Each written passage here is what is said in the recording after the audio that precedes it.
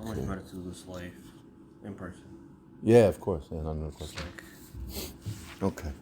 So today's daf technically is Yud Ches. We'll pick up from Yud Zayin Amid Beis. I'll pick up from a good point to start from, and so really, yes, the Yud Zayin daf. I don't know wherever we got to. We got somewhere down over here. But the truth is, the rest of the Gemara till over here moves really fast, so you could probably quickly read through it. We'll pick up from the two dots. It's 1, 2, 3, 4, 5, 6, 7 lines from the top. You see where it says V'han Nazir? Mm-hmm. So we're basically sort of done with the sugya of Nidui and Chayrim, and the Gemara is now coming back to the Mishnah, which was discussing getting a haircut on Chalamayit, and it listed off a whole bunch of people. And if you remember, the Mishnah said that you can't get a haircut. Well, it didn't say that. It said these people can get a haircut, and then made a whole list of people. And by implication, we understood that, it must be the rest of us can't get a haircut. And we were trying to understand why that is. And we came to the conclusion in the Gemara a couple of dapim ago of the Mishnah, which was that in order to be able to enter Yontiv with the proper amount of respect, we wanted to make it that you can't shave or get a haircut on Chalamayid, because then people would say, well, okay, I didn't have time, I'll do it on Chalamayid, big deal. And that's a bazillion to the first days of Yontiv. So we said, you know what, no haircuts. So who gets the exception? The exceptions go to those people who have a good excuse for why they couldn't get a haircut beforehand. And people will know that they had a good excuse. Meaning if you had a private excuse, meaning whatever it wasn't clear in the Gemara, but you have to know. That was what the Gemara said. Now some of the people that listed in the Mishnah were, what we're holding right now, Hanazir v'hamitzaira. So it says like this. It says, Hanazir v'hamitzaira mitumase l'tarase. So it said that when the Nazir and the Mitzaira finish their process, so the Nazir when his Nazirus is over, and the Mitzaira when he finishes his lesion, whatever it is, was healed, and now he's at the point where he has to go to the mikvah, and then both of them are going to be bringing karbanis. Give me a second. And that's an important fact here. So ask the Gemara a question, something that to us doesn't make sense really, because we had explained it already, but we'll speak it out.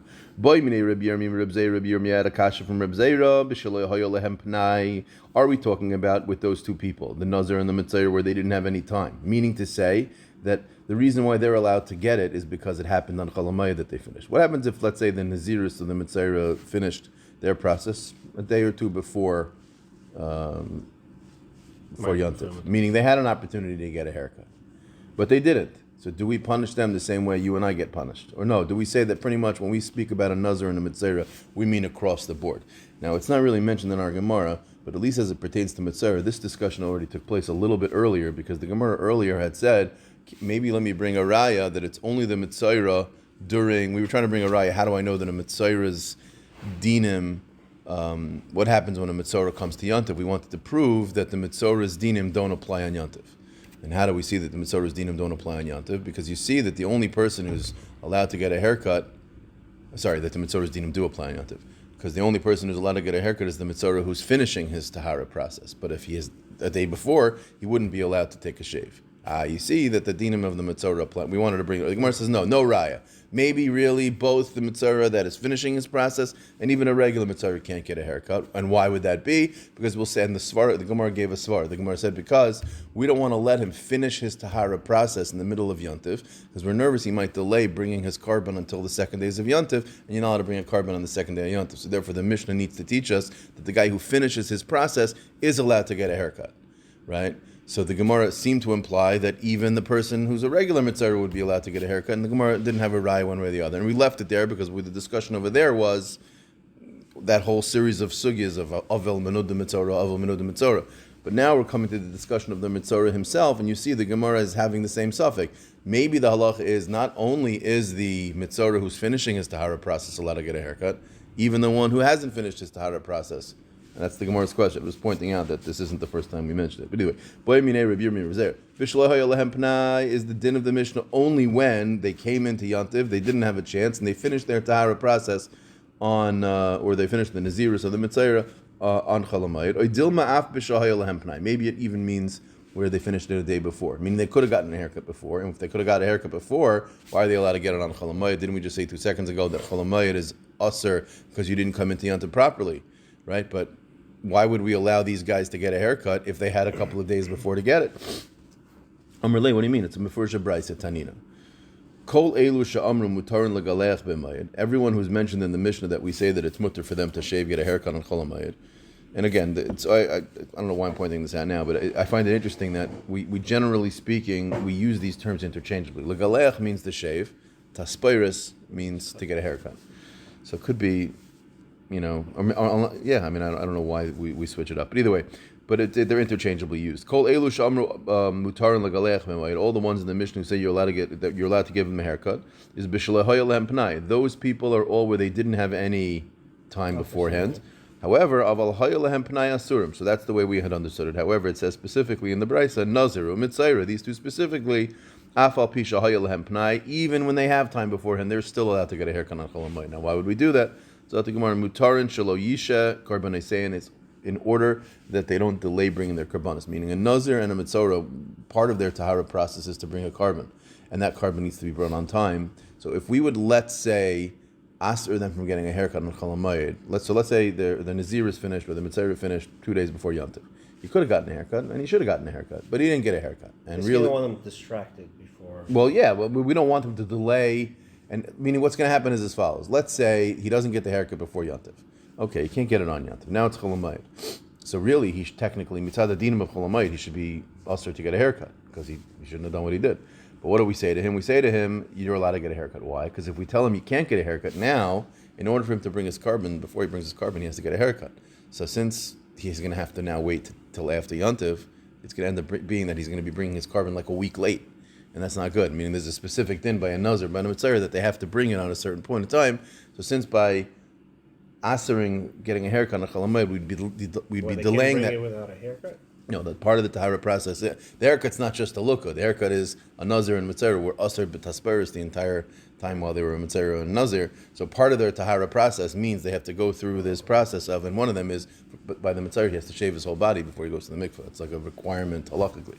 So since it's like part of their purification process, we need to let them to do it. So if we're going to hold off on letting them do it until after Yom Tov, we're basically delaying their entire tahara process. So therefore, but aren't you saying if you can't do it during Chol HaMayid, but you were able to do it 2 days before? Aren't you pushing them to actually do it 2 days before? No, meaning let's say their tahara process finished it. Let's say they finished. Let's say Yom Tov's on a Sunday, on a Thursday. They finished the Naziris. We'll just use Nazir as an example. Finishes Naziris on Monday, and he's lazy Tuesday, Wednesday, and Thursday, or he was busy with Yom Tov and he didn't go and take care of his business. And now it's Yom Tov, and now he's like, okay, now it's Chol HaMayid. Oh, now's let me go to the barber. I'll take a shave, take a haircut. I'll go to the mikveh. Everything will be fine. No. It's Chol HaMayid. You're not allowed to cut your hair.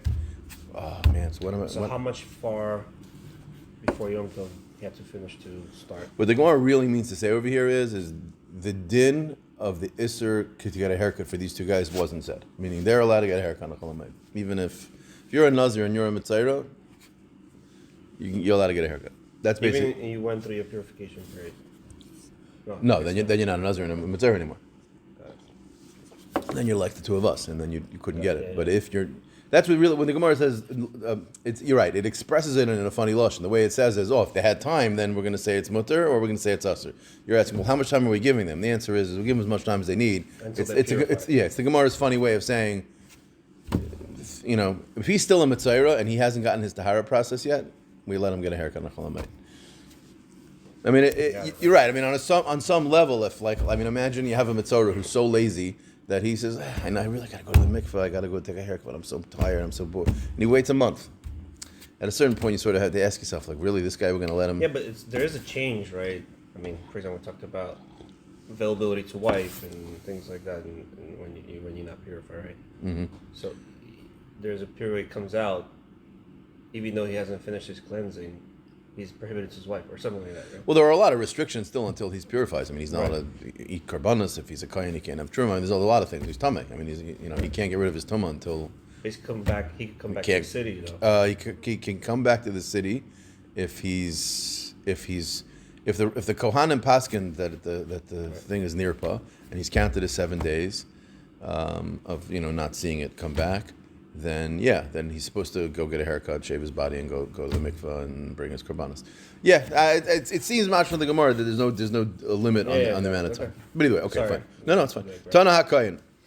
The Brisa. Okay, so here, just a quick hakdama. So this is actually really the beginning of the halachas of Avela starts here, and that's the other reason why I felt it was worthwhile to go through together. So in our Mishnah, we had said a whole list of people who are allowed to get a haircut on Chalamayid.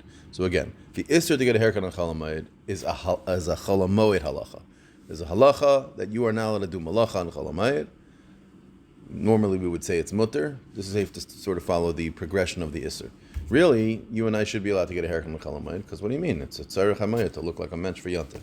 But we wanted people to come into Yontif looking like a mensch. So therefore we said, you don't get the heter of Chalamayid's heter, therefore it's aser. There's a bunch of people in the Mishnah who, for whatever reason, when we said that second step of, well, you should have prepared beforehand, they have an excuse, therefore they're allowed to get a haircut. That's sort of the progression. So now the list in the Mishnah included a bunch of people. Two people it did not include is Avel and Kayin. It did not mention Avel and it did not mention Kayin. Whatever Avel and Kayin mean. There's going to be a Brisa. The Brisa is going to say that a Kayin and an Avel do get to have a haircut. Before we start the conversation, a couple things we need to understand. When we talk about Avelos, so we talk about Shiva, we talk about Shloshim, we understand them colloquially as what we understand them to be. But in Halacha, we need to understand sort of exactly how they function. Shiva is someone dies, they're buried. An Avel, one of his 7 close relatives, now is an Avel, and his Avelus starts, and the first 7 days of his Avelus is called Shiva. Now there are very specific halachas to Shiva that are unique to it that don't apply in other areas. So for instance, we discussed the other day that an Avel is aser b'malacha. He's not allowed to do malacha. That's only true for when you're in Shiva.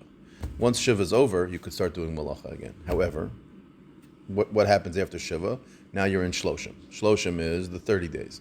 Now technically we call it Shloshim. It's really not Shloshim. What is Shloshim? 23. Really, we don't consider the first 7 days Shloshim. We consider that Shiva. And when does Shloshim start? The 8th day. Yeah. So really, it's the 8th day till the 30th day that is Shloshim. So you wouldn't say, hey man, on the 4th day, why aren't you shaving? You wouldn't say the reason why you're not shaving is because, well, what do you mean? I'm in Shloshim.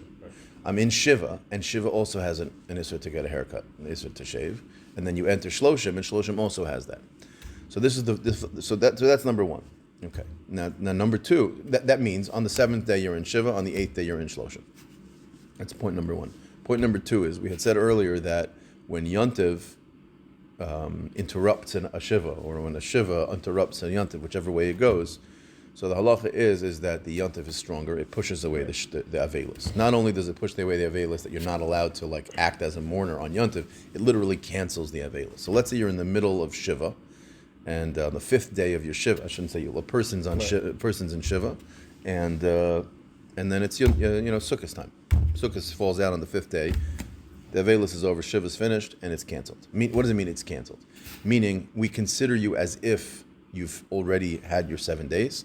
So you are considered on your 7th day. So even though you've only done 5 days, you've done 7 days, halachically.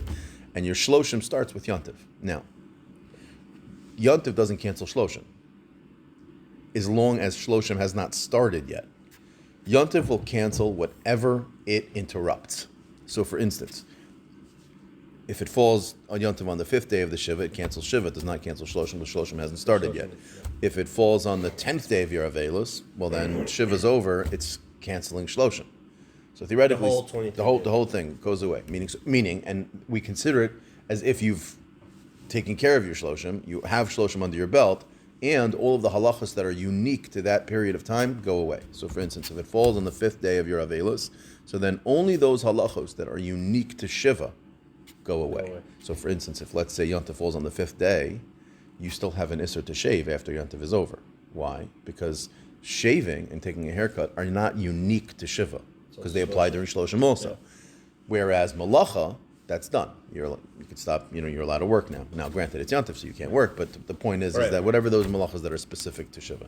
Now what happens if you have it fall out exactly as follows? What happens if the last day of Shiva, the 7th day, falls out Erev Yontif? So now your Shiva's finished, because as Yontif comes in, the 7th day is over. And it's starting with the 8th day. So do we consider that as if Shloshim started or not? So you might say, what's the question? It hasn't started yet. It starts with the 8th day. Yeah, but the 2nd day of Yontif is... Second day of Yontif would be your 9th day. That's fine. Meaning Yontif needs to start during Shloshim in order to cancel it. So here they're starting together. So the 8th day of your Shiva, of a person's Shiva, is Yontiv. So that means it's the 7th day, Erev Yontiv. And as you come to the end of the day, and the 8th day of your Shiva starts, you're lighting candles for Yontiv. So there is no Shloshim that has started. So that is actually a machlokas Tanaim. The Chachamim Shita is exactly the way we just explained it. Your Shiva ends at the end of the 7th day. But Abba Shaul, different Tana, who argues, and we actually hold this way, holds that no, your Shiva does not end at the end of the 7th day. Your Shiva ends once you've started your 7th day. I mean, he holds, there's a concept in halacha called miktzas hayom kekulo, a portion of the day we treat it as if the whole day was kept. Meaning, he actually uses it on both ends. So that means if someone dies 2 o'clock in the afternoon and they manage to get the body into the ground before the day's over, and that means the Avela starts as soon as the body's covered with dirt. So that means, let's say 4 o'clock, they moved fast, they're in the ground. That means that day, let's say that's Monday, if the body gets into the ground before Shkia, the first day of Avelis is that Monday, even though it's only an hour. Meaning Tuesday is already the 2nd day of Shiva, even though the guy hasn't really, the Avel. Meaning that's also a miktzah sayom kekulo, even though it's only a portion of Monday was ba'avelis, we consider the whole Monday as counted.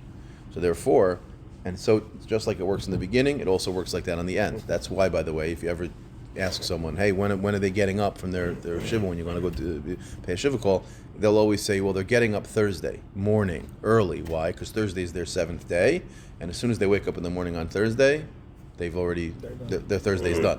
That's the opinion of Abba Shaul. We hold like that lahalacha, which means when does Shloshim start according to Abba Shaul? Not the 8th day, it starts on the 7th day. The 7th day counts for both days, because the portion of the 7th day that you start with counts for the Shiva, and the rest of the 7th day is counting already to Shloshim. So if Erev Yontiv is the 7th day of the person's Avelos, according to the Chachamim, Shloshim starts with Yontiv, and according to Abba Shaul, it already starts before Yontiv. So that means it'll come a big nafkamina. If we're talking about Yontiv is Erev Yontiv is the 7th day, like the Chachamim, Shloshim hasn't started yet, so Yontiv can't be mevatel it. Like Abba Shaul, Shloshim has started, in which case Yontiv is mevatel it. Meaning what? Meaning, for sure, they would argue, after Yontiv is over, are you allowed to shave or not? So according to the Chachamim, they would say, no, you can't, because Shloshim is still intact. You haven't uprooted it, because it started with Yontiv. Whereas Abba Shaul will say, Yontiv came and canceled Shloshim. So now the question is, what would each one of them say about on Chol HaMoed in that scenario? Right? In that scenario where Erev Yontiv is the 7th day. So like the Chachamim, it's still in the middle of Shloshim. So here's an interesting point that's not very clear from the Gemara, which is the main reason why I wanted to give the Hakdama, is even though it's Chol HaMoed, and you would think, well, on Chol HaMoed you can't act in Avelos, that's not true. Meaning, if you're still in Shloshim, then you're an Avel, and you can't shave. Meaning, we would tell a person who is in the middle of his Shloshim on Yontiv, if his Shloshim hasn't started beforehand, that he is not allowed to shave on Chol HaMoed, according to the Chachamim. Abba Shaul would also say you can't shave, but for an entirely different reason, because he would say Shloshim has been uprooted. Well, if Shloshim's been uprooted, then what are you? You're a regular guy, and a regular guy is normally not allowed to shave on Chol HaMoed, right? But he was an Avel Erev Yontiv, and he wasn't supposed to shave during Shiva. So there we say that if Shloshim starts before Yontiv, you're allowed to shave Erev Yontiv l'kavod Yontiv. When the rabbi said that the Avelis goes away, they said you're allowed to shave Erev Yontiv. So like the Chachamim, there'll be an Isser to shave because you're an Avel, and like Abba Shaul, you'll be an Isser to shave because you're a regular guy who's not allowed to shave on Chol HaMoed, and you had an opportunity to do it beforehand. So now we're going to see a brisa that's going to say an Avel is allowed to shave on Chol HaMoed. Now again, our Mishnah said not like that, but the brisa says you are allowed to shave. We're going to need to understand just exactly what the scenario is where it'll come out that there's anybody who will hold that you're allowed to shave on Chol HaMoed. Meaning, I just explained it, that when Shiva falls out then, and again, the only way you would be allowed to shave is if there's no Shloshim. If there is a Shloshim that it's still intact, you can't shave. Right. So we have to figure out a way to get rid of Shloshim and somehow not have a problem of Chol HaMoed. So let's see it inside. Tana, it says in the Brisa, HaKoyin v'ha'ovel mutarin begiluach. So we'll get to Kohen after. Hai ovel hechidami, the Gemara is brought. So the Gemara doesn't even want to say what I just said. The seventh day is on the eighth because it understands clearly that everyone would agree there would be an isser to shave then. But he says maybe it's the eighth day. Ilema shechal shmini shaloi, the eighth day of the Avelos be'erev haregel, right? So if that's the case, so then what? So let's say you're talking on a Thursday. Thursday night is the first night of Yontif, and the eighth day is Wednesday.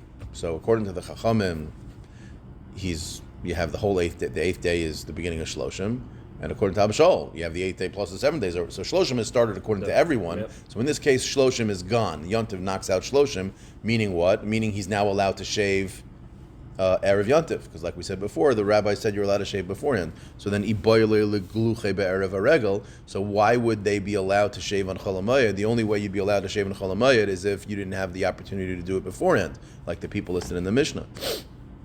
Why would Avil be included? They had an opportunity to shave, right? The only reason why, for instance, we tell not a Nazir is a bad example because we just got through explaining how Nazir could shave no matter what. But the only reason why the other people listed in the Mishnah are allowed to shave is because they have an excuse that they couldn't. A guy comes from Medina Sayyam, he didn't have an opportunity to shave beforehand, so we say he can. But this Avil was allowed to shave beforehand. So Elamai, what are we going to say? Ela shechal shmini shaloi lihiyos b'Shabbos erev haregel. So just work it out. This means Yontiv is on Sunday. So Motzei Shabbos, right? Motzei Shabbos is Yontiv. The Erev Yontiv is Shabbos. And we're saying that the Shmini fell on that day. Meaning what? Meaning the eighth day is Shloshim started. So Shloshim started according to everybody. And you, theoretically speaking, would have been able to shave. But it's Shabbos. You're not allowed to shave on Shabbos. We don't push that off. So here's a scenario where, theoretically speaking, Shloshim has started. So we knock out Shloshim because it started before Yontiv. But you have a good excuse why you couldn't shave beforehand. Why? Because the eighth day was Shabbos. Now that only works like the Chachamim, because the Chachamim hold that the seventh day you need to fully go to the end, so therefore you couldn't have shaved on the seventh day. Right. Abba Shaul would say no, you could have shaved on the seventh day. Friday. Right. Exactly on Friday afternoon, or Friday anytime after the couple of minutes in the morning that you knocked out your shiva, because according to Abba Shaul, mixes hayom kikula. But with this concept, I mean, on Shabbat, you're still in the 30th, right? In the 30 days. So you can't really do it the Friday afternoon because you're still in the morning period. So no. So the understand. So again, this is an important piece. We say that if the Yontif is going to be interrupting Shloshim, it interrupts it. Meaning, even if it interrupts 5 days later. Well, theoretically, I mean, it couldn't happen. But yeah. I mean, if Yontif is interrupting Shloshim, then the way we understand it is that it doesn't interrupt Shiva. So, like, if it's 5 days later, then it won't. Right. So, this is the scenario. Sunday, your Shiva finishes. Your Shloshim starts. Let's say Thursday starts Yom Tov. You retroactively say your Shloshim is... No, because their Yontiv started before Shloshim. Remember, Yontiv only breaks up... I'm talking about forward looking. So, your Shiva finishes on Sunday. And then later Thursday, on. No. When I say Yontiv, I mean the beginning of Yontiv. When Yontiv comes in, it. What do you mean, like the second days you're talking about? No. Just. No. So the only way Yontiv. 4 days later, Yom Tov starts. Yeah. So if it's, is it during Shiva or during Shloshim? During Shloshim. So if it's during Shloshim, no. It has to. No. 1 second. Now I'm confused. If Shloshim has started already. And then Yontiv comes, it's mevatel. Yes. So what's the scenario? I'm saying, are you retroactively saying you're free from the Shloshim, or you're saying at the time when Yom Tov comes in, you're free from Shloshim? No, you're okay. Now I hear your question. Okay, so let me re-explain. Okay, now I understand your question. You're saying that right? So I the way I phrased it was a little bit not accurate. I didn't mean that once we know it's coming in, it's as if Shloshim doesn't exist. That's not what I mean. What I mean is that once we know that it's being mevatel Shloshim, we don't just say it only starts being mevatel the moment Yontiv comes in. The rabbis gave you the ability of Erev Yontiv specifically to be able to use. So even though normally you wouldn't be allowed to shave, let's say during Shloshim, the day before, the Friday, not Friday, L'chod Yontiv, you'd be allowed to, let's say, take a haircut. That's what it is. Thank you for clarifying that. Okay, so what are we saying here? We're saying that if Yontiv fell on a Sunday, so Motzei Shabbos is the beginning of Yontiv, and Erev Yontiv is Shabbos, so you can't shave then, so you'd have an excuse. But you'd only have an excuse according to the Chachamim, because according to the Chachamim, they would say that eighth day truly is the beginning of Shloshim, and you didn't have an opportunity to Erev Shabbos, Because Erev Shabbos, you needed the entire day because he holds Miktas Hayom is not Kikula. But you got to go at the end of the day, 7th. Abba Shaul would say, yeah, you could have done it Erev Shabbos. So ask the Gemara, says the Gemara, though, that even though what I just said is true, it's theoretically true, the Gemara is going to say that even the Chachamim would agree. Right? So he says like this. Ilema, Ela Shechal Shmini Shaloi Lihiyos B'Shabbos Erev Regel. Then Iboyle Legluche Erev Shabbos. He says, even then, he says, in that case, even the Chachamim would agree that you'd have to shave Erev Shabbos. Meaning, even though I just explained that the Chachamim would say you can't, because that's the middle of Shiva, the Amar of Chizda, Amar Ravina, Bar Shiloi, Halacha Ka'abashal, we hold like Abashal, meaning in this Miktas Hayom Kikulo business. Umodim Chachamim LaAbashal, and the Chachamim agree to Abashal, B'Shechal Shmini Shaloi Lihos B'Shabbos Shabbos Erev Regel, that if in exactly this case, if Shabbos falls out Erev Yontiv, Shemuter Legalech B'Erev Shabbos.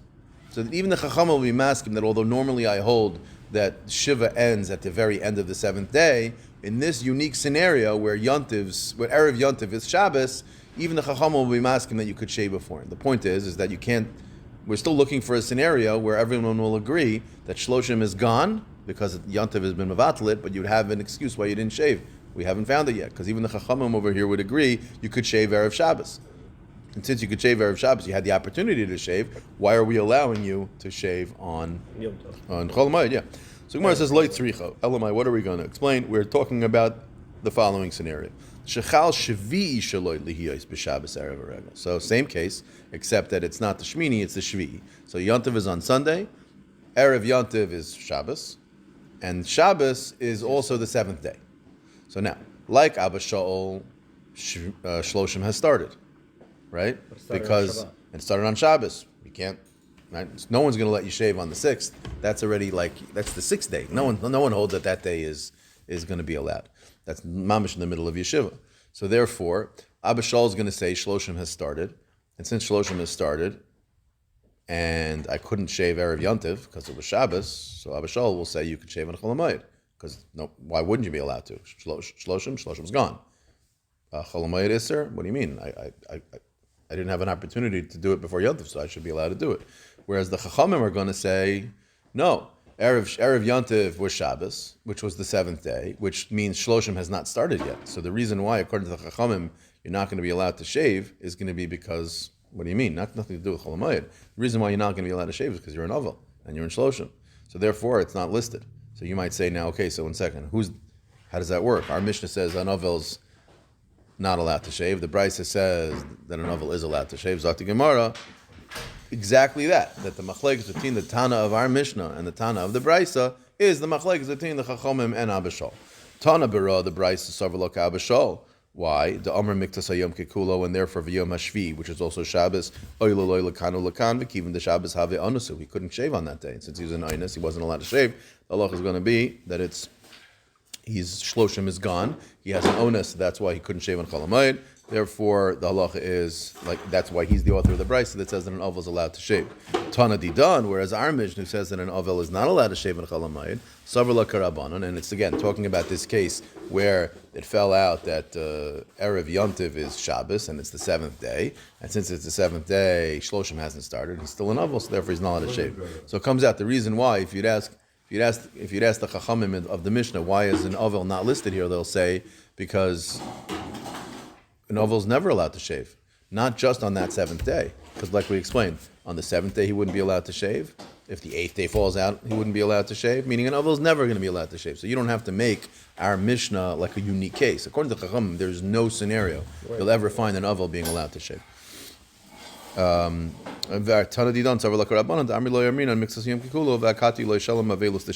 in the middle of his Shiva on the 7th day, therefore we haven't been Mavatal the Shloshim, he's still an Ovel. That is a little bit of a complicated cheshbon in Ovel. Hi Kayin, what's the case of Kayin? If you remember, Kayin is talking about a person who every week different set of Kohanim would do the Avodah, and during that week they weren't allowed to get a haircut. So it says here in our Mishnah that a Kohen's not listed. And this Brisa, Kohen is listed as allowed to get a haircut. So what's the case? Ask the Gemara. If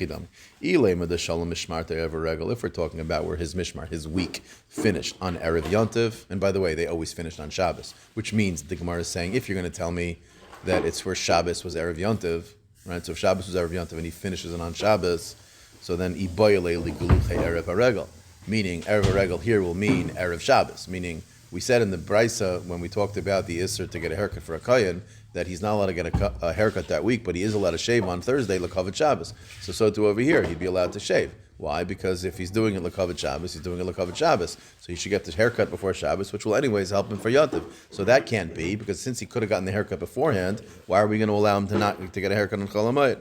So the Gemara says, Lo tzricha de shalom mishmarte beregel. It means that he finishes, it falls on Shabbos. Yontif falls on Shabbos. And since Yontif falls on Shabbos, the shalom mishmarte beregel, and what's the pshat? Meaning, did I skip a line? Ilay the shalom mishmarte erev. No. Iboyle legluche erev regel. Lo tzricha de shalom mishmarte beregel. Tosos here, Rashi here explains what it means is that Thursday is Yontif. So since Yontif fell on Thursday, the day when he would be allowed to go get a haircut during his week, and since it's on Yontiv, he can't do that on Yontiv. Now he has no day that he could have done it beforehand.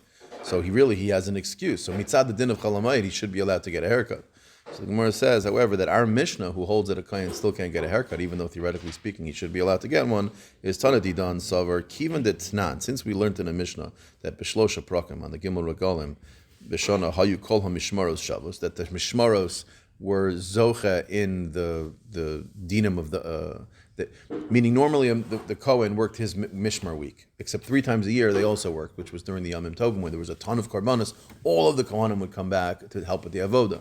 So our Tana holds that since the Kohen who finished his Mishmar week has to work on Yontiv anyways, it's not even that since his week ended, right? So since he's continuing his avodah into Yontiv, we don't consider it like it ended, and therefore whatever Yisurim applied during his week will continue to apply over Yontiv. So Tana Didan Savar Kivan de Tanan B'Shlosha Prakim Mishana How you call them Mishmaros Shavos, meaning what Be'imuri HaRegalim, that they get to partake in the Imurim on the Regalim, and B'Chiluk Lechem Apanim, and they get the Lechem Apanim. So the Kohanim are still working.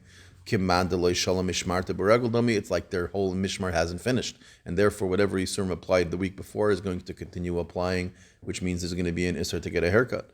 Whereas Utana Bera, the Brisa that says that a Kohen is allowed to get a haircut, is talking about Savar Afal Gab the Shayach B'Hanach Mishmaros, even though you're right, he's technically going to continue working on Yontiv and Chol HaMoed, still Mishmarte Mia Shlimalei, but his actual Mishmar has finished, and therefore his Yisurim don't apply. So really it'll come out that both cases of Alval and Kayan that we're saying it's mutter according to the Brisa really has nothing to do with Chol HaMoed. It has to do with like Avelis halachas and Kohen halachas. But really, mitzad the din of Chol HaMoed, they would have been allowed to do it. It's just, in our Mishnah, the reason why they're not allowed to do it is they should have been allowed to do it. It's just that it turns out that they're still an Avel or they're still a Kayan. Nothing to do with Chol HaMoed. Chol HaMoed halacha, they could have had a heter.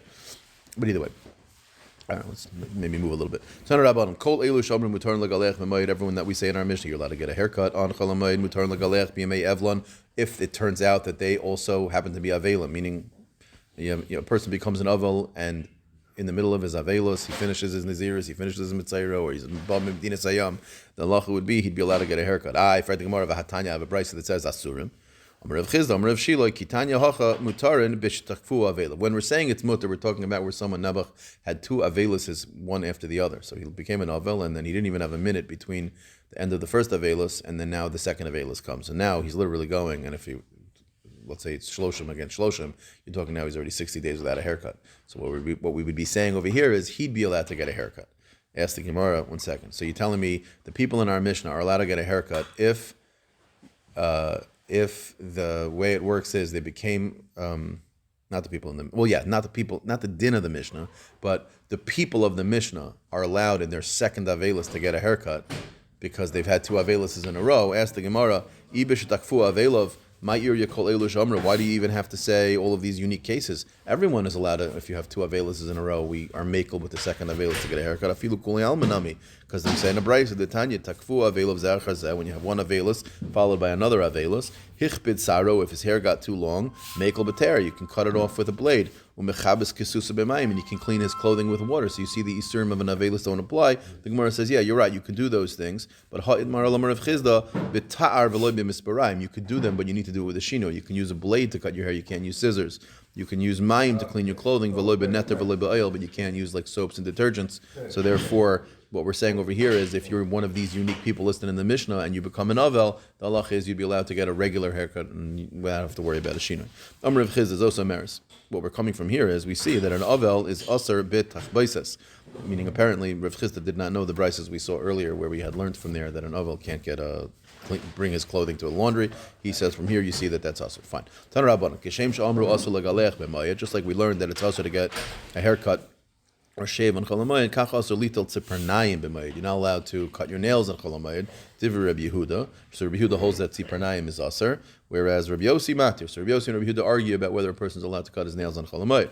Ukashem she'amru avel aser legaleach b'yimei avle. And just like a person is not allowed to get a haircut or shave as an avel, kach also lital tzipernayim b'yimei avle. So basically, there's two different brises here discussing a machlekes Rabbi Yehuda and Rabbi Yossi about whether a person is allowed to cut his nails as an avel and on Chol Hamoed. So divrei Rabbi Yehuda that it's also Rabbi Yossi matir. Fine. Amar ula halach ki Rabbi Yehuda ba'avel, that when it comes to avelis, the halach is like Rabbi Yehuda that it's also to cut your nails. The halach ki Rabbi Yossi b'moed, that it's mutter to cut your nails on Chol Hamoed. So he paskins that the din is different in both cases. However, Shmuel Amar no. Halach ki Rabbi Yossi b'moed u ba'avel. Not only on Chol Hamoed is in mutter, but even as an avel is mutter. Now, why did Shmuel say that? The Amar Shmuel halacha ki divrei hamekel ba'avel, because Shmuel has a Yisrael is the klal that whenever we're dealing with halacha and you have a suffix what to do, we generally try to be mekel. A story. Pinchas achua de Mar Shmuel Isra Bey Milsa. So Pinchas became an avel.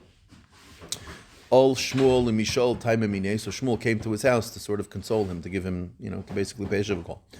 Chazino letufrei to have a nefisha, and he sees that his nails are very long. Amar Leia Mailo Shakaltalu. Why did you cut them? Amar Leia, he says, Ibidi Dei Havi. If you were an avel, Mi mezalztabei kulehai, would you have cut your nails? Would you have been mezalzel in the person who had died? Meaning, obviously, the person saying I'm an oval, so a person can't do it. He says, would you have done it? So after this story, have kishkaga shiyotzim lifnei hashalat, the words of Mar Shmuel when he came to visit ended up becoming like the words of the mistake that the king made. Meaning to say, when he said, if you would be an ovel, immediately what happened?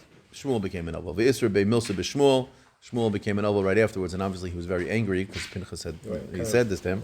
So he says, "All Pinchas achua leMishal tamamine." So then now he went to go pay a shiva kol by him. So they flipped sides. Yeah, shaklinu letufrei. He took his cut nails, v'chavtinu lape, and he threw him in his face. Meaning, he says, "You asked me about my nails, and now you see what happened. Look, you forced me to be an avel. So here, take the nail." He threw him in his face. Amar lei leslach, don't you know? Meaning Shmuel said to Pinchas, he said to him, brisk crucilis v'sayim, don't you know that the lips are there's a covenant tied with the lips, meaning the words of a person, they matter. You speak and things can happen off of them. Dam Rabbi Yochanan minayin she brisk crucilis v'sayim. Shenemar, the pasuk says v'yemer Avram el Narav. What did it say? Avram Avinu, when he was going with Yitzchak. So what did he left the he left Eliezer and who else was there? Eliezer. Yishmael, yeah. Right. V'yamar Avram al Narav shavu lechem poyim achamor. Sit here with the chamor. V'ani v'hanar, and me and Yitzchak nelcha ad kaya are going to go over there. V'nishtachave, we're going to serve Hashem. V'nashuva aleichem, and we'll come back. Now Avram Avinu didn't think that was actually happening. Avram Avinu actually thought he's coming back by himself. But he said those words that we're going to come back. He didn't know that Hashem was going to stop the whole ma'aseh of Akedas Yitzchak. But it ended up being V'estaya Milsa, the Hadar Travaya, that they ended up both coming back. So you see from here that the words of a person matter. A person sometimes says something. It's a little bit like Tzadik Geyser v'Hakadosh Baruch Hu Mekayim. So to over here, Shmuel was saying to him, don't you know when you said to me about my nails that if you would be an Avel, and then sure enough, I think this is where an example of Yaakov when they were looking for Lavan's idols. Wouldn't that example have been better? Where Yaakov said, "Whoever has it dies." Yeah, could have been a good example. Yeah, a happy occasion though. I guess we're in the Masechta of Moed Kattan. It makes more sense to. Okay, Savra Minei Diyad. And so, what did we say before? We said before that cutting nails is going to be mutter. Savra Minei Diyad in. Maybe we'll say that dafka by the hand is mutter. Why? Because the hand is very mu'os. People see them, whatever. So maybe that's mutter to do on Chol Hamoed. However, the regal lie. No, it was explained to me what Shmuel said when he said that it's mutter to cut your nails. On Chol Hamoed, loishna diyad v'loishna the regal, doesn't make a difference whether it's a yad or a regal, it's going to be mutter. Amar Rav Chia bar Ashi Marav ubigenustra, but if you're using like clippers or scissors, that's going to be aser. Amar Rav Shemin bar Ava of a ka'imna kamid Rabbi Yochanan b'midrash b'chayla shamayid. I was holding in the Beis Medrash learning Torah ben Chol Hamoed. V'shaklinu letufrei b'shina v'zarkinu, and I saw that Rabbi Yochanan bit his nails and he was tossing them. He bit his nails and tossed them. Shma mina tlas. I learned from this thing 3 things. Shma mina, I learned mutar litol tziparnayim bechol shel moed. You're allowed to cut your nails in chol moed because he was biting his nails. Ushma mina ein behem mishum mias. And I also learned that there's nothing wrong with biting your nails, and it's not considered a miasdika thing a person shouldn't do. You're allowed to do it because Rabbi Yochanan did it. Ushma mina mutar lizarkan, and you see that you're allowed to throw them, and you don't have to worry about burying them or worrying about burning them, meaning you could just leave them out and it's not a problem. Eini asked the Gemara of Hatanya. We know there's a brayso shlosha dvarim nemra b'tziparnayim. There are 3 things mentioned by your nails. Hakover and tzaddik, a person who buries them is considered a tzaddik. Sarf, and a person who burns them is considered a chassid. And zarkan, but a person who just leaves them out, throws them out. Rasha is a rasha. Why? Time in mind. Shema ta'avra alei and isha ubra v'tapel. Maybe a woman who's pregnant is going to pass over it and she's going to have a miscarriage. This is, you've heard this before? Never heard this? This is a... No, I know. I mean, I've heard of not throwing your nails out, but I didn't realize why. So the all of the svarim they talk about that Adam and Chava, when they were created before the Chet, they had no clothing, but their whole aura was made of nail, meaning we were not actually skin, what we have on our nail. And eventually, after the Chet, all we have left are the nails on our feet and on our hands. But really, originally, so the idea of your nails is the nails is like the last remnant of the Kodam HaChet. It's the only part on our body that continues to grow even after you die or even while you're alive. Which, I mean, other things grow too, but it's you have the hair, you have to sort of work that out. But this farm talk about how the nails specifically have a specific koach. It's a little bit against women because Chava was the one who ate from the Eitz Hadas. They all there's a kabbalistic things here, but I'm not the one to say them over. Isha b'v'tapel isha. Okay. So Gemara says, so how did Rabbi Yochanan do that? How was Rabbi Yochanan allowed to go throw them there? So Gemara says, Isha be midrash leishchicha. It's not a very politically correct statement, but you don't find women in the Beis Medrash, so therefore it's not a big deal. Gemara says, maybe they were going to sweep them up and toss them in the garbage. They'll throw them outside, and now women's going to pass by. Gemara says, no. Even the ishtani, we say that once the nails are removed from the place where they were cut, they no longer have this power to do what they're supposed to do, and therefore, or maybe it just means you don't have to be nervous about that. Either way, there was a pair of Talmid Chachamim that came from this place called Chamason, Lifnei Rebbe, and they came in front of Rebbe. Mar Zutra taught it differently. He said, Zug ba mechamason Lifnei Rebbe. So one taught it in the name of Yehuda, one taught it in the name of Mar Zutra. But the point is, 2 people came in front of Rebbe. Ubikshu mimenu tziparnoim. They wanted to know, am I allowed to cut my nails during Avelus? They hit their lehem, and Rebbe told them, you're allowed to. The Bikshu mimenu, and Mar Zutra said, if they had asked me Safa about shaving a mustache during Avelus, Hitter Lehem, I would have said it's mutter.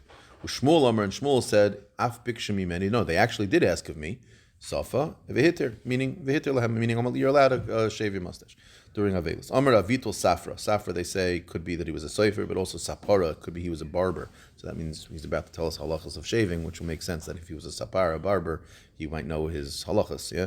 Amar Avitul Sapara, Mishmeder, a papa. Safa mizavis lazavis, you're allowed to shave your mustache from one side of the mouth to the other side of the mouth during Avelus. And again, the reason is because in order to prevent the food from getting in the mouth.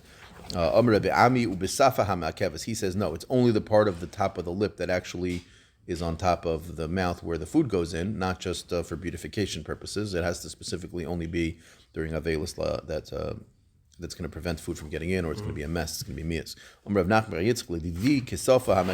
He says, I'm such an istinus. You know what an istinus is? A person who's so he's so affected by mias things that for him, he's like, for me, my entire mouth is considered like mias. If I get any food anywhere, I feel so uncomfortable. He says, so for me, I'm allowed to shave it even there. I think halach lamaisa, the way we paskin is that shaving your mustache during Avelus. So during Shiva, we say nothing at all. During Shloshim, the halacha is you can shave just for food. But during Chol Hamoed, you're allowed to shave the mustache, anything on top of the mustache, if it's getting in the way of food. That's for sure the halacha. Okay, once we mentioned a very uncommon name, Avitul Safra Mishmei the Repapa, we'll mention 2 other ideas from him. Avitul Safra Mishmei the Repapa.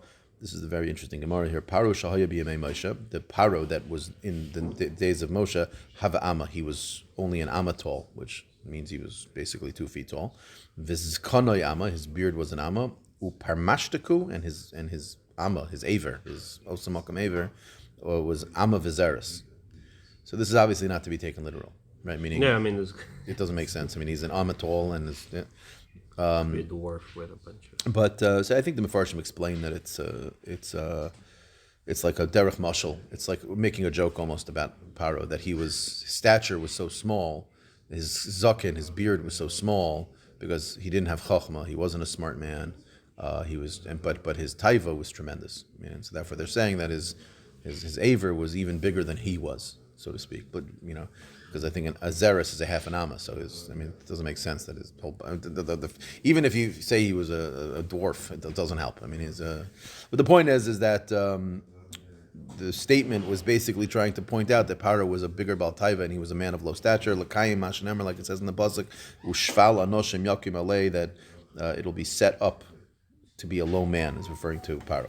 Fine. V'omer Ravitul Safra Mishmei de Repapa Paro Shaya B'Yemei Moshe Amgushi Haya. He was like a sorcerer or like a magician of some type. Shenemar, like it says in the pasuk, Hine Yoitze Hamayim, he would go out to the river, to the Nile River, to do all of his kishufim. Okay. So we mentioned in the Mishnah that the people who are allowed to do laundry during Chol HaMoed, one of the people is someone who comes from Medina Sayam, and we're talking about laundry over here. Amr Abasi, Amr Rabbi Yochanan, halacha is Misha Ein Lo Chalak Echad. What if a person only has one piece of clothing? Is he allowed to do laundry on Chol HaMoed? Mutar L'chabsa B'Chol HaMoed. Ask Gemara, Moshe Rabbi Yirmiyah, Elu Mechabsa Memoed. It says in the Mishnah, only these could be Mechabas Memoed. Abba Medina Sayam V'Chulu V'Chulu. Honey in Misha Ein Lo Chalak Echad Loi. Only the people that are mentioned in the Mishnah, not anyone else. And this guy's not mentioned in the Mishnah. So what are you talking about? Where it says, what do you mean? Let me explain to you what's pshat in the Mishnah. Masnisen is talking afagav de islay trey umitanfi. The whole entire Mishnah is only discussing when someone has multiple pieces of clothing, so who's allowed to do laundry? Obviously, if the guy only has one piece of clothing, we can't make the guy walk around naked. Now, two pieces of clothing, the understanding is that if you do laundry beforehand, so you wear the first one for a couple of days, then you switch to the second one, you get through Yontiv, and afterwards you do more laundry. But if you only have one shirt, it's going to get dirty already a couple of days in, so the halacha is going to be that it's mutter for you to wash it. Shalach Rabbi Yitzchak bar Yaakov bar Giori Mishmei de Rabbi Yochanan. They sent the following halacha: Klei pishton mutter lechabse b'chol shalmayit.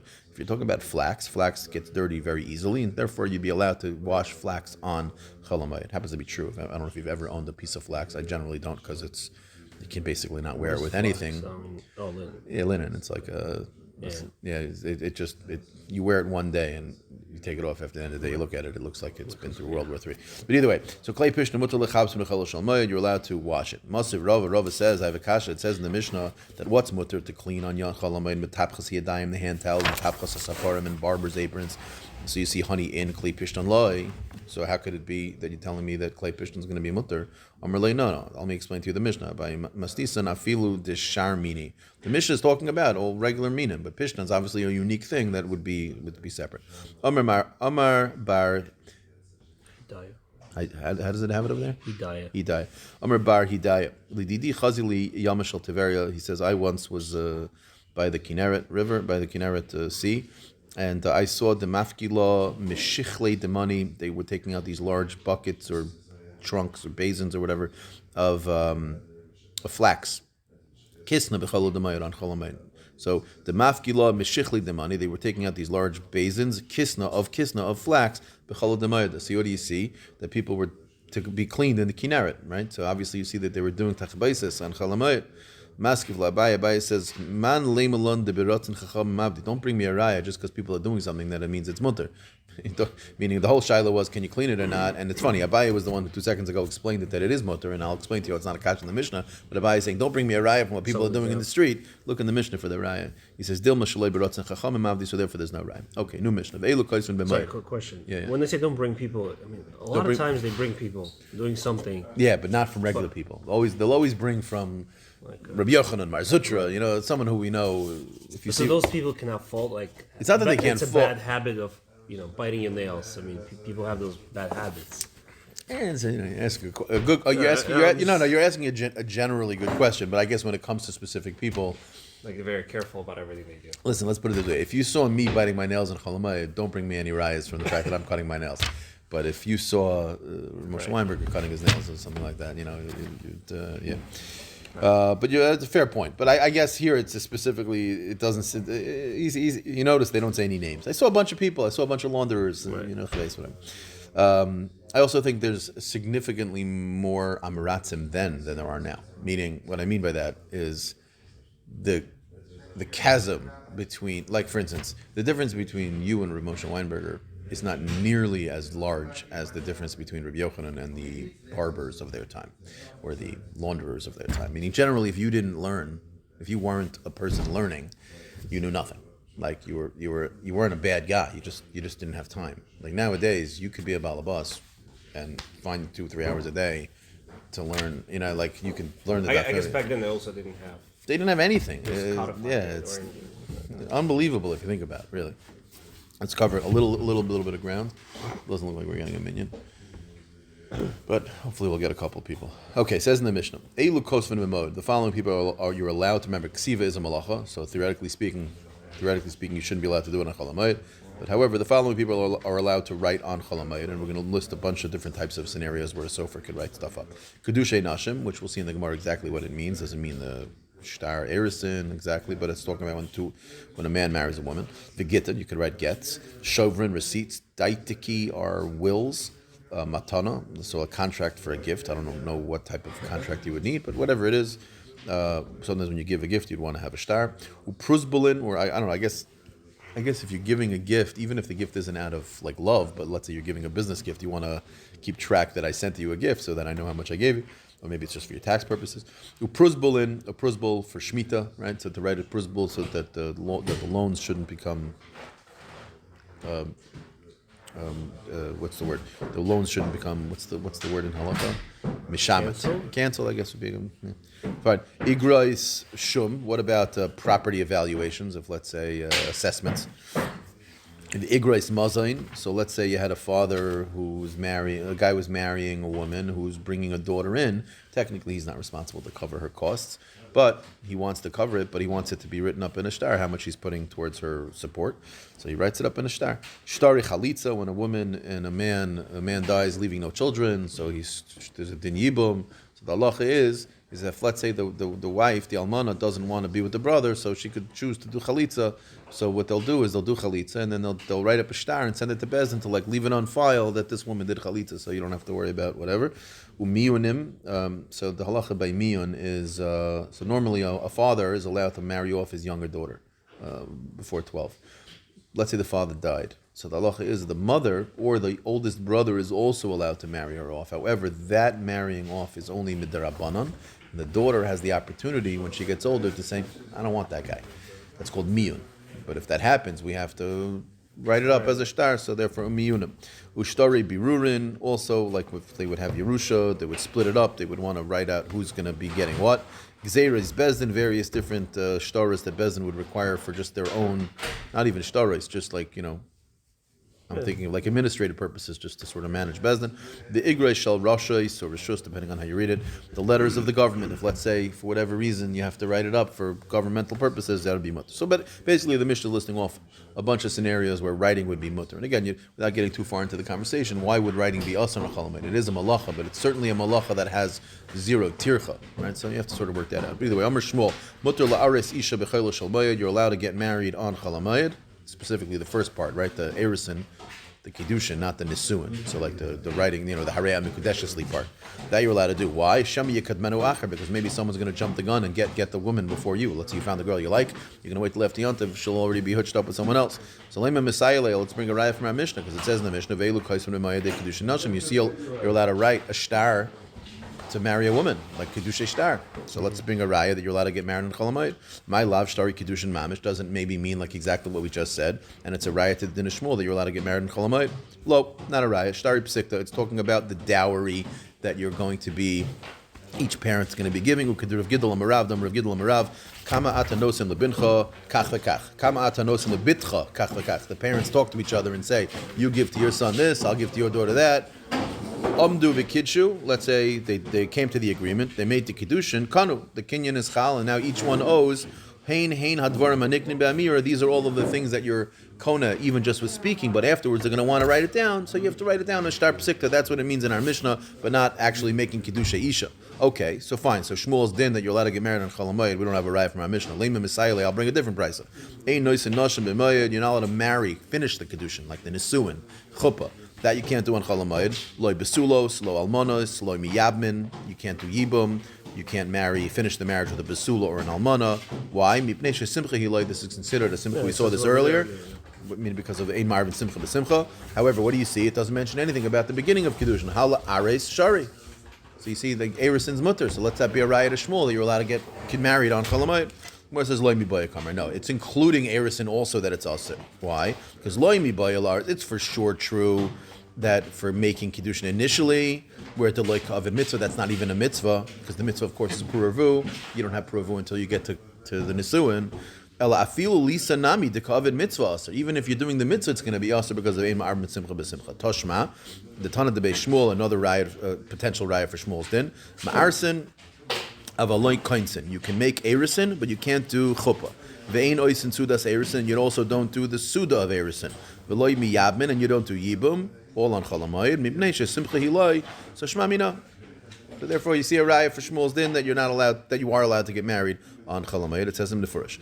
Umi Amar Shmuel Shema Yikadmenu Acher. Why did Shmuel say that the concern is that maybe someone else is going to marry the woman? That would imply that it's almost as if to say that it's not up to Hashem who's going to get to choose who's going to be your wife. Ask the Gemara of Hamar of Yehuda Amar Shmuel. Shmuel himself said, "Bechol yom b'yom, every day, bas kol yod says there's a bas kol that says v'yimeres bas ploni leploni that Hashem decrees who you're going to end up being with. Sada plona leploni. So what do you see? You see that you can't be. If Hashem's decreed who you're going to marry, then it can't be that someone's going to steal her. The Gemara says no. El Shema yikadmenu acher berachamim. The concern is that maybe this other guy is going to daven to Hashem very stark and say, I want her. Meaning, you're right, without tefillah, you get this girl and he gets that girl. The tefillah can maybe be mashana things. But if it's prohibited for everyone to do it in Chol very good question. That's if Rishonim will. No, not Rishonim. Machronim will ask the question. I don't have a good answer. I'm not sure. Yeah, and maybe someone's going to die. I mean, what do you see? Hashem answers tefillah whether he's supposed to or not. Kihad Rabba, meaning the person who davens for a woman, is like the story of Rabba. Shamelau who gavered the boy Rachmi. He overheard a person davening for. Davening, V'Amr, and said, "Tizdamen li planisa." He says, make Rachel. Rachel's very pretty. I want to marry her. Amr lei, Rabbi said to him, "Loi tiboy rach mehachi." This isn't how we daven. Ichaz if she's right for you, loi ozla minach, she won't leave you. The loi, and if not, your tefillah is going to end up coming out to be a kafar to Hashem. Why? Because it's going to turn out you're going to daven to Hashem. You're not going to end up getting her, and then you're going to be upset at Hashem. So don't daven like this. Just trust Hashem. He's going to give you who you're going to give you.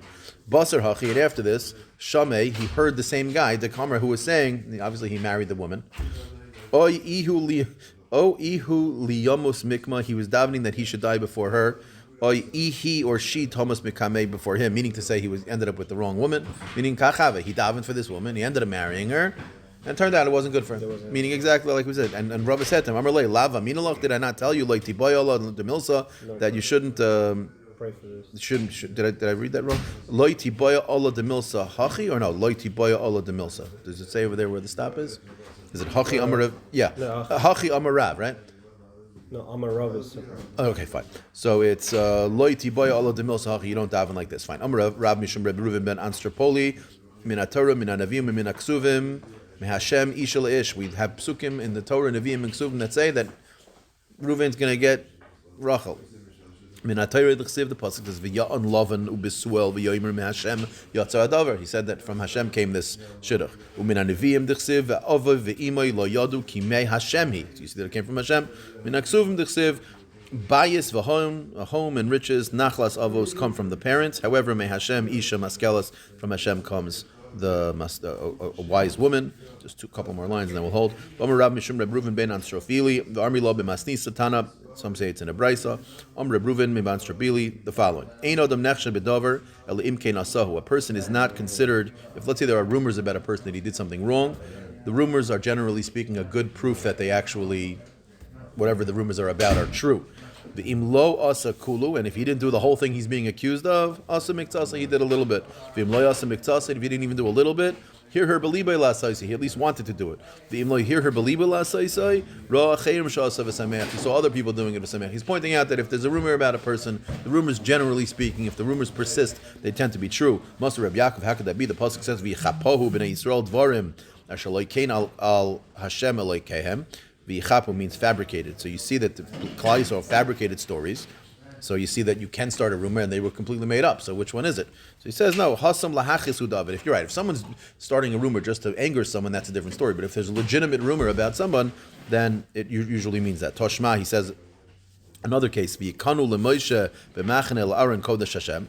From the pasuk of Rav Shmuel Bar Yitzchak Omer, he says, "Melamed it teaches shechol echad kinu leishtem Moshe." All of the people were nervous to leave their wives with Moshe because they were mekana, they were jealous of Moshe, meaning what? They were choshish that their wives were doing things. So what do you see? Even though we avada know they weren't with Moshe Rabbeinu, and so you see, you can have a person who has a rumor started about people, and obviously it's not true. He says, no, hasam mishum sinahu da'av. Those people hated Moshe, and so therefore they were jealous of him. They had sinah, so therefore that's why they did it. But really, a real rumor wouldn't hold. Tashma, Amar Reb Yossi. Yehei chelki imisha choshdin osa bedavar ve'einbo. Rabbi Yossi says, I want my chelik and olam haba to be like the same people who people start rumors about them, and it turns out they didn't do it. So what do you see? You can have such a person who the rumors start about, and the rumors are not true. The Amar Rapapa, and Rapapa said the same thing. L'didi chashdun v'lo havibi. There was once a story that people were choshesh me, and it was completely not true. So the Gemara is bothered. What do you mean that you're telling me that if there was a rumor, it must be it's true? You have scenarios where it's not true. Gemara says, lo kasha, ha bekalo de pasik. One's talking about where the rumors stopped. When the rumors stopped, then you could assume the rumors are not true. Ha, when it's true, is bekol delay pasik. The rumors seem to persist. The kol delay pasik ad kama. Well, how long is long enough to be considered that it went too long, and that therefore it's true? Amar Abaye, Amar Li'aim, my stepmother told me, Dumi de Masa, the local rumors, is Yoime Upalga, a day and a half. A day and a half is considered the period of time. If it's going on for beyond one day is one thing. If it hits once and it's the second day of the news cycle, then already you could say that maybe there's some truth to it. However, if a honey middle deloy pasik beini, that's only true if during the day and a half it hadn't stopped. If it was continuing for the day and a half, then it's real. But if it stopped in between, it just started and stopped, that's already not considered serious enough. If a pasik beini, less lanba, it'll be not true and you don't have to rely on it. Pasik beini Omran, and this that I say that if it splits up in between, you shouldn't rely on the rumor and you should assume it's false, is only elodole pasuk machmasira if the person who the rumor is about is not a scary guy. If the rumor is about a scary guy, then obviously aval pasuk machmasira light, because maybe he's the one who's telling people to stop talking. But maybe the rumor is taka real. So Gemara says, "V'loy aman elodole hadar navat," and the whole entire conversation where we say that the rumor is reliable. Is less than a day and a half, but if it continues past a day and a half, you should assume it's true, is delay navat, delay hadar navat, that it didn't come back. Meaning if it stopped after a day and a half, but then a couple of days later it started up again, then aval hadar navat low. Then you can assume it's true. But the entire conversation is only true if the person who is being spoken about doesn't have enemies. Haval islay oivim, if he has enemies, oivim hu de'afku lakala, and you can disregard the whole thing. All right. Oh, very nice. Not bad. A little bit over, but all things considered, I think we did all right. No, you did amazing. It's great.